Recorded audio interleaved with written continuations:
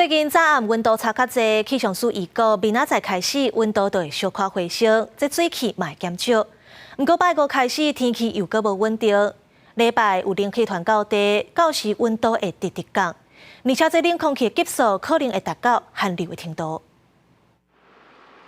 台北市拜二乌阴，受台北季风影响，温度有较凉。中央气象署估计，拜三开始温度会回升，水汽也豆豆减少。除了东半部有局部短暂阵雨，其他的所在是以多云到好天的天气形态为主。我们可以看到北方冷空气带来的云气，不过冷空气它逐渐的会在今天晚上到明天减弱，而今天台湾上空的水汽比昨天稍微少一些，只有在东半部地区、恒春半岛以及桃园以北地区云量是比较多的，像新竹到高雄则是以晴空为主。 气象署提醒，最近温差较大，要加注意，而且拜五、拜六开始，锋面接近台湾，全台水汽会开始变济。落尾强烈大陆冷气团南下，礼拜日、拜一温度会一直落，甚至有可能达到寒流的程度。 虽然明天东北季风减弱，白天温度回升，可是日夜温差大，尤其是西半部地区哦，像明天的日夜温差会到达10度以上。所以星期六锋面通过，星期天开始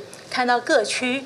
温度都逐日的下降，一天比一天来得冷。北部、东北部来说啊，在低温的部分，就可能会从星期六的16、17度的低温，甚至下星期二的11度左右的低温。拜六、礼拜拜一多是大学学测，天气变化较大，也提醒考生要加注意。气象署估计，拜六是雨水上高的时阵，除了南部以外，拢有落雨的机会。拜日开始就出现方面的北部、东半部会落雨。另外，民众若要看势，若温度甲水汽通配合，后礼拜一到拜三，中部以北3000公尺以上的高山有可能落雪。记者郭本条随台北报道。